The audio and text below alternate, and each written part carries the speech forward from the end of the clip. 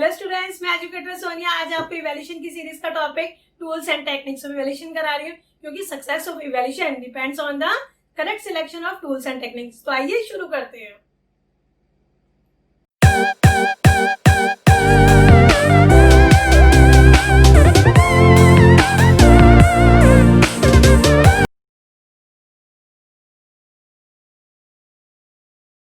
Tools and techniques of evaluation, there are various tools and techniques of evaluation. हमारे evaluation के कई tools और techniques होते हैं। Generally techniques of evaluation are classified in two categories. अगर हम techniques evaluation की टेक्निक्स को क्लासिफाइड करते हैं तो दो तरीके से, एक होता है गुणात्मक, एक होता है मात्रात्मक, quantitative and qualitative. There are further sub categories of these two category techniques. General classification of tools and techniques of evaluation, tools and techniques of evaluation, quantitative and qualitative. अभी हमने बताया क्वांटिटेटिव मतलब मात्रात्मक और क्वालिटेटिव मतलब गुणात्मक। Quantitative का मतलब हो गया क्या, कि जब हम मात्रा के रूप में, जब हम एक करेक्ट नंबर के रूप में उसको मेजर करते हैं, या हम कहते हैं कि हमें एक नंबर डाटा के रूप में आता है और मैं ये कहूँ ये रिलायबल और वैलिड है। हाँ, ये रिलायबल और वैलिड है। रिलायबल और वैलिड का मतलब क्या है, जो चीज हम जानना चाहते हैं हम वही चीज हम मेजर कर सकते हैं। और वैलिड क्यों है, क्योंकि वही जो हमने कहा ना, विश्वसनीय भी है और वैध भी है।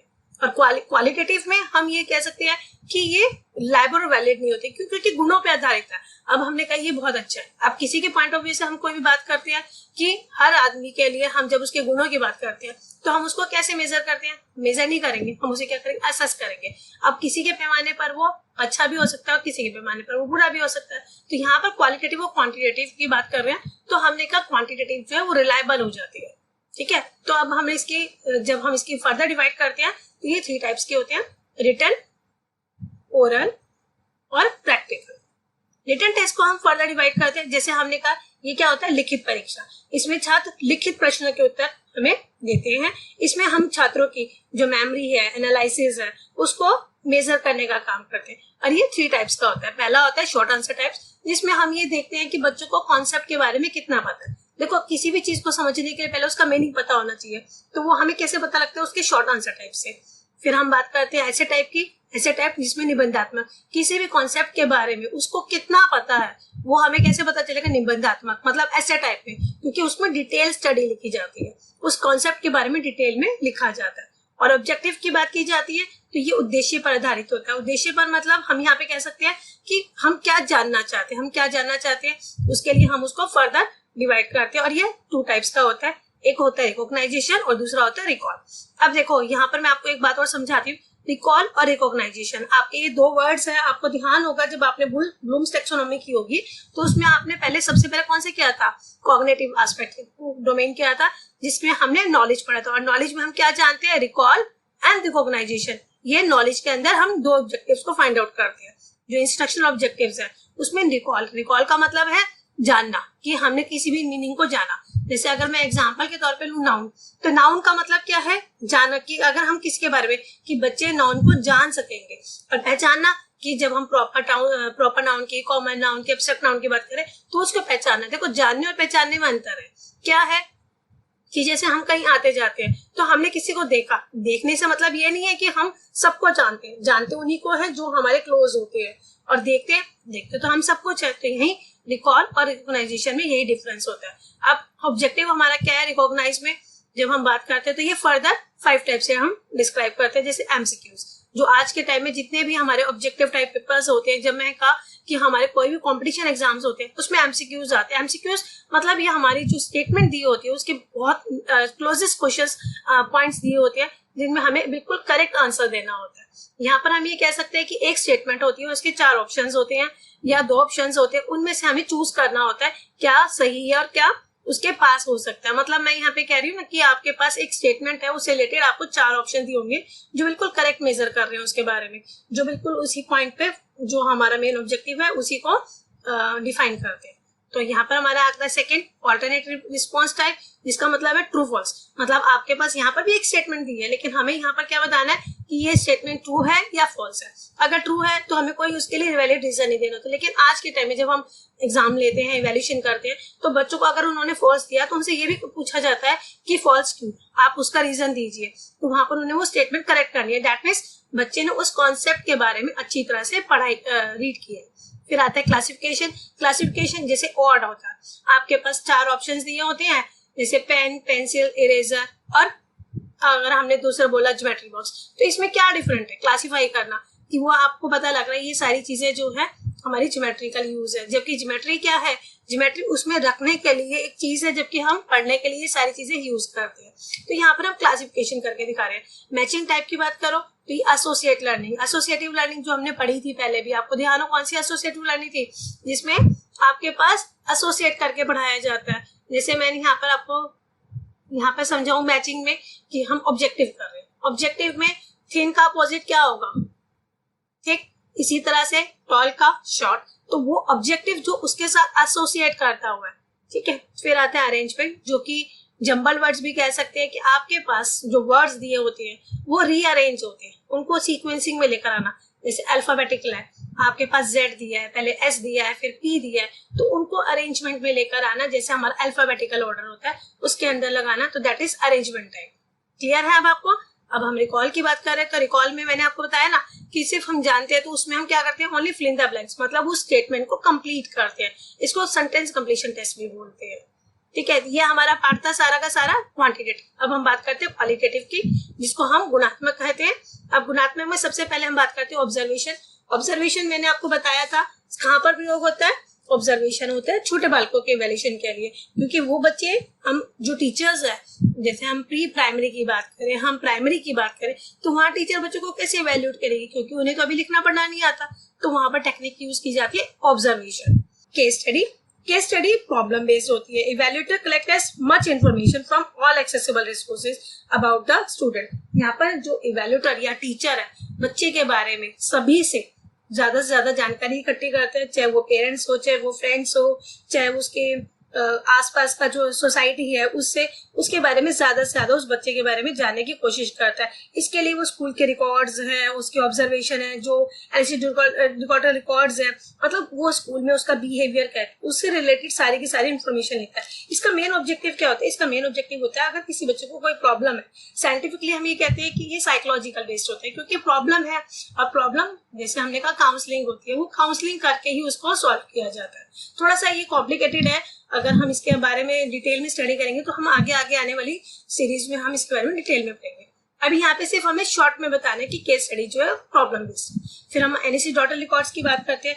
एनएससी डॉटर रिकॉर्ड्स क्या है, ये एक पर्टिकुलर कहा जाता है कि एक रिकॉर्ड होता है जो स्कूल द्वारा रखा जाता है बच्चे के बारे में। मेन बात ये कही जाए कि इसमें एक स्पेसिफिक इवेंट होता है या इंसिडेंट होता है जो इंडिविजुअल का या बच्चे का सडनली होता है, मतलब नाम से ही पता लग रहा है कि ये सडनली जो एक जैसे कहते हैं ना एक्सीडेंटल, वो रिकॉर्ड्स होते हैं जो स्कूल में रखे जाते हैं। वो क्यों रखे जाते हैं, मान लो पर्टिकुलर किसी बच्चे को कोई प्रॉब्लम अराइज हुई है और उसने वहां पर कोई खुद उसके द्वारा या उससे उससे उससे कोई प्रॉब्लम हुई है, तो उसको हम कैसे करेंगे, अब उस बच्चे के लिए हम एक रिकॉर्ड बनाते हैं। जैसे मैंने कहा कि किसी बच्चे ने क्लास में किसी बच्चे के साथ कोई गलत बिहेवियर किया या मारा उसको, तो यहाँ पर वो स्कूल में एक रिकॉर्ड बनेगा उसके नाम का कि ये बच्चे ने इसके साथ में ये प्रॉब्लम थी, तो वो पता लगाएंगे कि आगे जाकर कहीं फ्यूचर में ये बच्चा इसी तरह का तो हरकतें नहीं कर रहा, तो यहाँ पर हम उसका रिकॉर्ड बना के रखते हैं ताकि उसको हम आगे काउंसलिंग दे सके।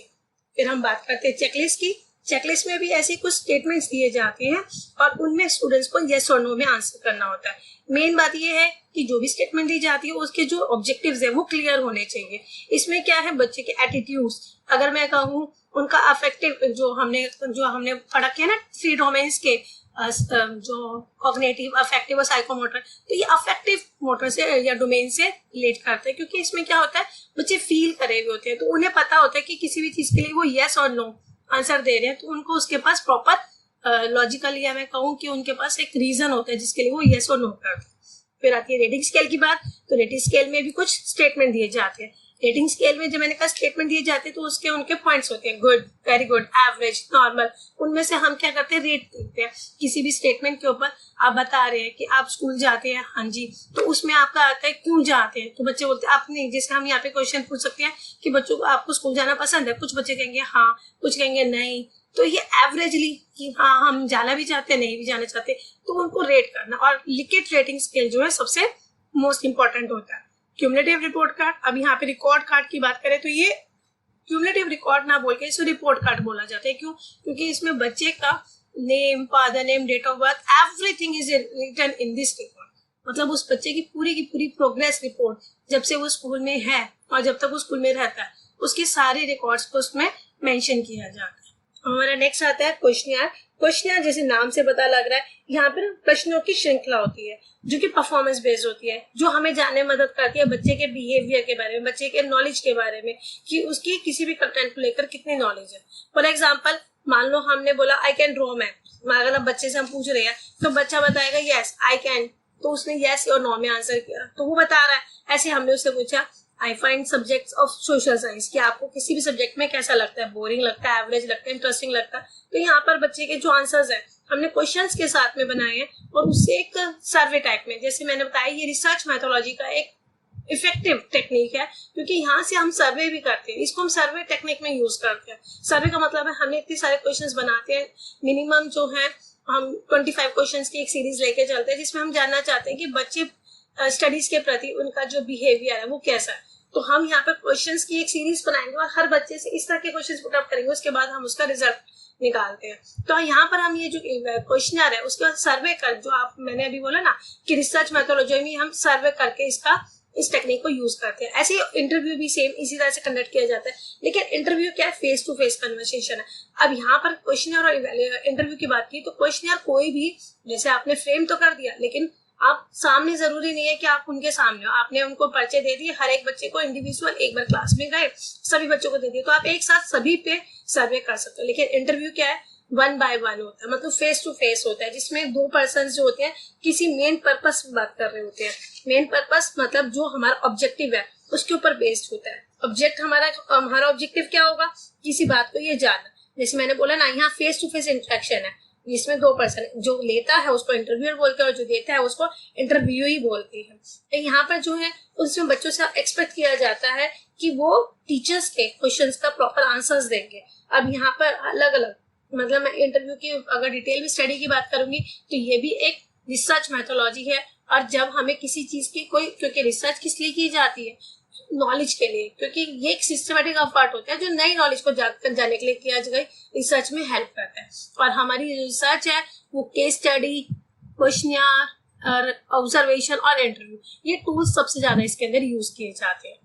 तो होप सो मुझे लगता है कि आपको मैंने टूल्स एंड टेक्निक्स के जो इवैल्यूएशन ये बताए हैं आपको समझ में आया होगा। अगर आप एग्जाम में अगर आपने इस पैटर्न को एज इट इज, अगर हम टूल्स एंड टेक्निक्स के इवैल्यूएशन की चार्ट को प्रेजेंट करते हैं तो मैक्सिमम आप ज्यादा से ज्यादा स्कोर कर सकते हैं, क्योंकि ये एक चार्ट ऐसा है जो एक टीचर को हेल्प करता है कि उसका जो ऑब्जेक्टिव है उसके अकॉर्डिंग वो अपनी सिलेक्शन ऑफ टेक्निक करे। क्योंकि अगर सही टेक्निक को वो यूज करती है तो जो उसका ऑब्जेक्टिव है उसको वो इवेल्युएट कर सकती है। मतलब अगर वो सिर्फ बच्चों की ओरल नॉलेज, जैसे यहाँ पर मैंने अभी आपको बताया था ना, ओरल जो वर्बली लिया जा रहा है, ओरल में हमें क्या है, ज्यादा से ज्यादा हम छोटे से छोटे क्वेश्चंस काफी सारे पूछ लेते हैं, इसी का डिटेल में स्टडी हो जाती है कि हमें पता है कि उस बच्चे ने कंटेंट के बारे में कितना किया। और प्रैक्टिकल की बात की जाए तो प्रैक्टिकल में क्या होता है, प्रैक्टिकल में ये होता है कि किसी भी एक प्रोजेक्ट दे दिया जाता है और उस पर एक्सपेरिमेंट करके दिखाना। जैसे आपको पता है साइंस में हम एक्सपेरिमेंट कर किसी भी चीज को दर्शाते हैं, तो यहाँ पर हमारी उसकी क्या होती है, उसकी एक्टिविटी की, कि वो कितना एक्टिव है, कितना उस चीज के बारे में रिएक्शन, मतलब किसी भी चीज को करने के बाद डूइंग, लर्निंग बाय डूइंग हमारा मेथड होता है ना, उसी को यूज करके वो कितना एक्सपीरियंस करते हैं। क्योंकि learning by experience, learning by doing, learning by observation, ये सारी जो टेक्निक्स है वो हमारी हेल्प करती है इन्हीं ओवरऑल टेक्निक्स। और यही इवैल्यूएशन की जो टूल्स है वो हमारे जो हमने कहा ना टीचर की selection of tools and techniques पर डिपेंड करती है। Conclusion, the success of the process of evaluation depends on the tools and techniques used in it. तो यही बात कि इवैल्यूएशन की सक्सेस किस पर डिपेंड करती है, उस प्रोसेस पे जो कि टीचर ने कैसे उसका सिलेक्शन किया, कौन सी टेक्निक यूज किया, और जो इवैल्यूएशन करने का हमारा मेन ऑब्जेक्टिव है कि हम क्या जानना चाहते हैं, वो हमने कहाँ तक अचीव किया, वो कैसे पता चलेगा, जब हम करेक्ट टूल या टेक्निक यूज करेंगे उसको इवैल्यूएट करने की। क्योंकि इससे क्या होगा, रिलायबिलिटी और वैलिडिटी आएगी किसमें, हमारे इवैल्यूएशन प्रोग्राम में। मैंने कहा था आपको स्टार्टिंग में ही कि जब हम टूल्स एंड टेक्निक्स को यूज करते हैं तो हमें पता लगता है कि हमने उसको किस वे में, मतलब क्वांटिटेटिव वे में कर रहे हैं हम या क्वालिटेटिव यूज कर रहे हैं। जब हम क्वांटिटेटिव में करते हैं तो उसकी रिलायबिलिटी और वैलिडिटी होती है। क्यों? क्योंकि एग्जैक्टली हमारे पास उसकी मेजरमेंट होती है कि हम जो जानना चाहते हैं हमने एग्जैक्टली वही मेजर किया है और वो वैलिड, रीजनेबल, मतलब मैं कहूँ रिलायबल भी होंगे। रिलायबल क्योंकि विश्वसनीय, क्योंकि जो हमने जानना चाहिए था हमने वही जाना है, तो हम उसको क्या कहेंगे, वो रिलायबल भी है। और यही दोनों मेन जो पॉइंट्स होते हैं वही किसी इवैल्यूएशन प्रोग्राम को डिफाइन करते हैं। Thank you so much. अगर आपको मेरी वीडियो पसंद आई तो मेरी वीडियो को लाइक कीजिए, शेयर कीजिए और मेरे चैनल को सब्सक्राइब कीजिए, बेल आइकन को प्रेस कीजिए।